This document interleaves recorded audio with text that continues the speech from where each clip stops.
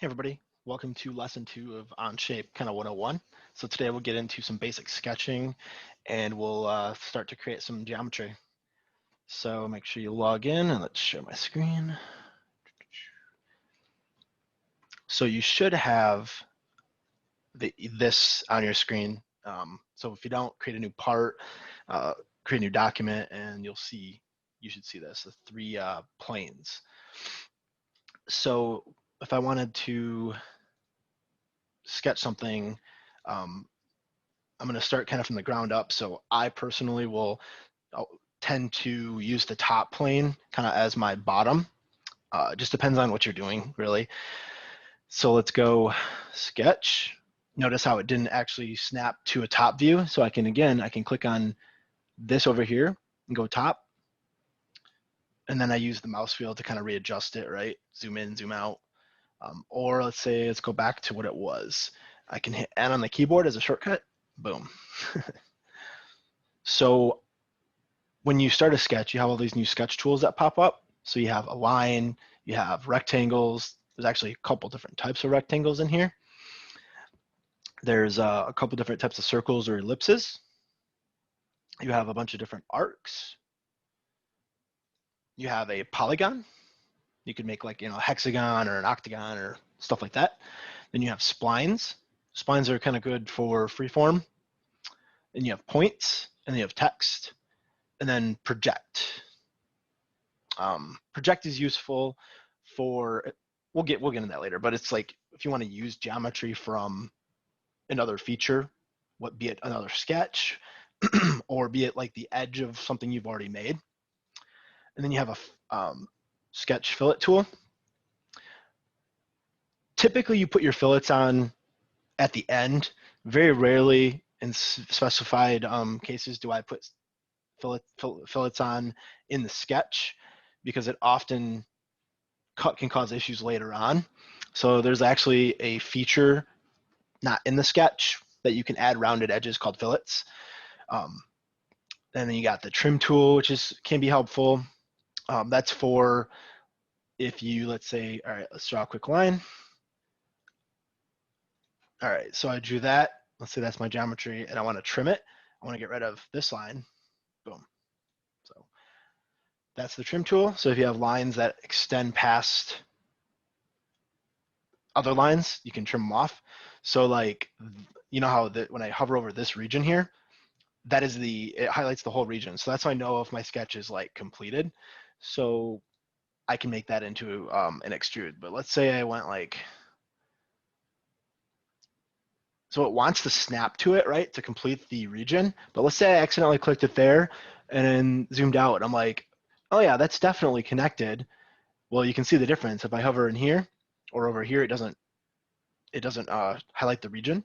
So let's say I exit that sketch. It won't let me highlight that region. So that means something's not connected. It'll let me click on that region, and I could do like an extrude, right? But it won't let me do it for this region. If I go back and edit that, let's say this guy was way over here. Under this trim shortcut tool, there's a extend.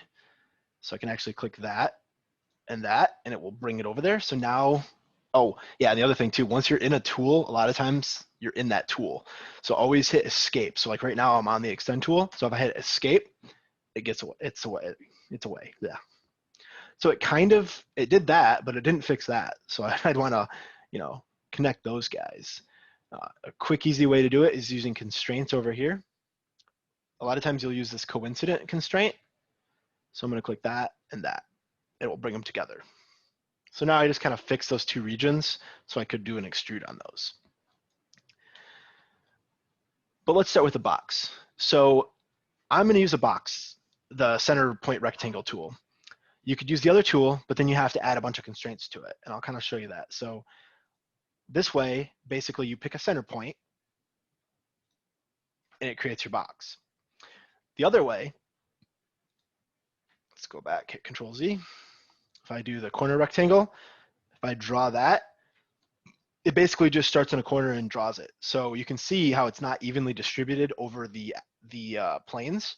So when you're doing parametric CAD, it's very nice to have everything be symmetrical, have constraints line up. So if I wanted to get this guy to be, let's say, more symmetrical, I'd have to do a bunch of operations. So I might click on this line tool and then look for the center point, which it pops up usually right there. You can see it. It's like that little icon. And then I would draw down here, find the other one. It wants to snap to those, and that's kind of helpful. Then I'd have to do that for this side right there.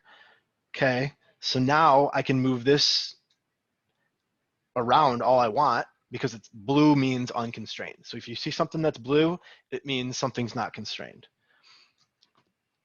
So now if I want to make this guy line up on this origin, I have to go up here and use these constraints to do so. Whereas, so now I have what essentially I had before with the center point rectangle. So we'll delete that. We'll go back and do this the easy way, center point rectangle. We'll choose the center point, boom. So now it's pretty easy. So let's say I want to have a specific size for this box. I'm going to hit the D button on the keyboard, which is actually dimension up here. So you can either click on this button or you can hit the D key on your keyboard. Now it wants me to pick something to dimension. There we go. So it says it's 9.6. So let's change that. Let's just do like a 5-inch box. And if I hit escape to get off the dimension tool, you can still see there's blue on this. So that just means I'm not constrained in one direction, which is this way, as you can see as it opens and closes. So if I hit D again, click on that line, I can constrain this one. So let's do a 5x3 box. Everything's black, means it's all constrained. So now I can just click this check mark and I'm out of the sketch. So I can move it around. You can see all I have is a 2D sketch. Let's see. Okay. So now we can use this extrude tool to create 3D geometry. So it wants you to choose. So let's say I did it by default. So I clicked on this sketch zone first, and then I clicked on extrude. So it automatically knew what I wanted. If you just click on extrude, it'll ask you to pick a section. So it'll ask you to pick a sketch region or a face. Right now I have it set to blind. There's a ton of different options under here. So we could do symmetric, and you can see that it kind of brings it above and below kind of the base plane. And I can click and drag this, and it actually increases that number. I can manually type in that number, just say, let's do 2.5. But I don't really want it to be symmetric. I just want it to be blind. Okay. 2.5, it seems like a pretty good height. Make sure we're on solid, and we'll click OK. So now we have a box.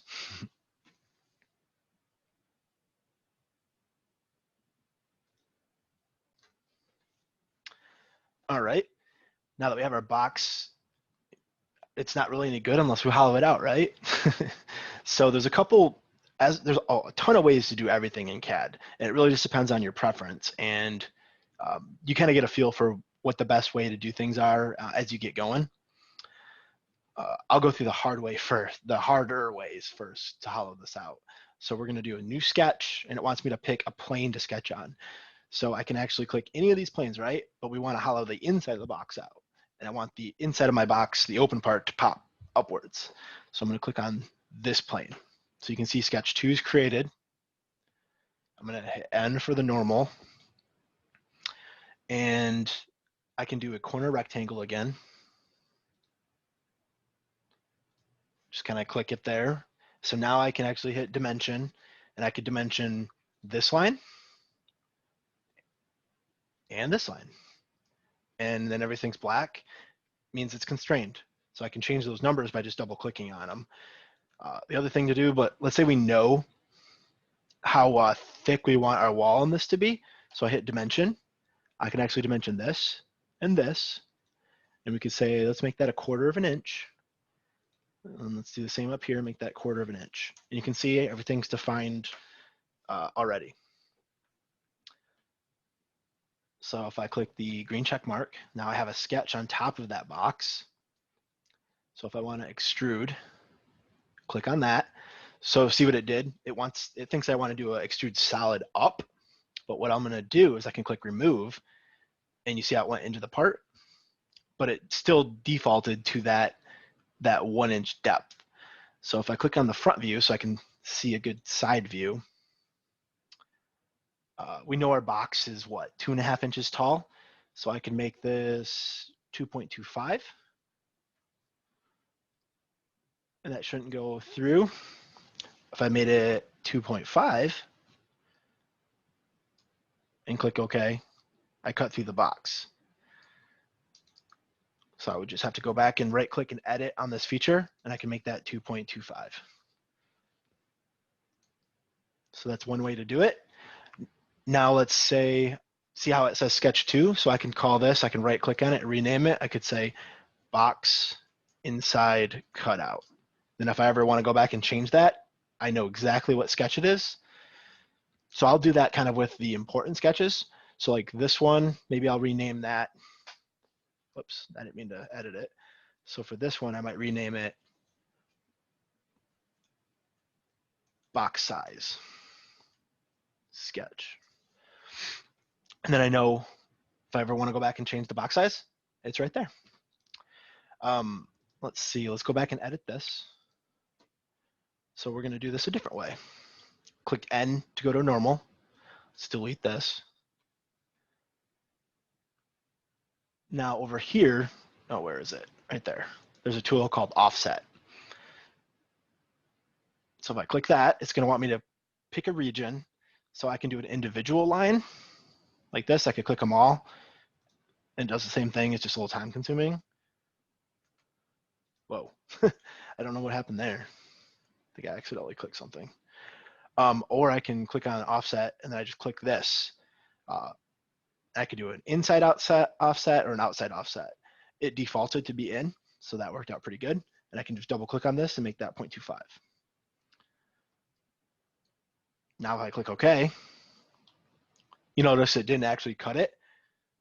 So the red extrude means that I broke a link. So this extrude was dependent on that first sketch I did, but I changed it. So it's like, I don't know what you want. So I'll go back and edit. I'll just click this, I'll delete this right here so that I can choose this new region. Click OK. There we go. So that's nice, but there's actually another way to do this too. So let's delete that, delete that. There's a tool up here called Shell. So it asks you which face you want to remove, and I'm going to choose this face. Notice it did that all for me. So let's change this to be 0.25. Click OK. Look at that. One operation. So you can do it based on sketches, but sometimes there's shortcuts to get around sketches and do it with one operation. And eventually you learn all those like neat little tricks like that. And we'll call that good for now for episode 2 so that we don't go on forever. And stay tuned for episode 3.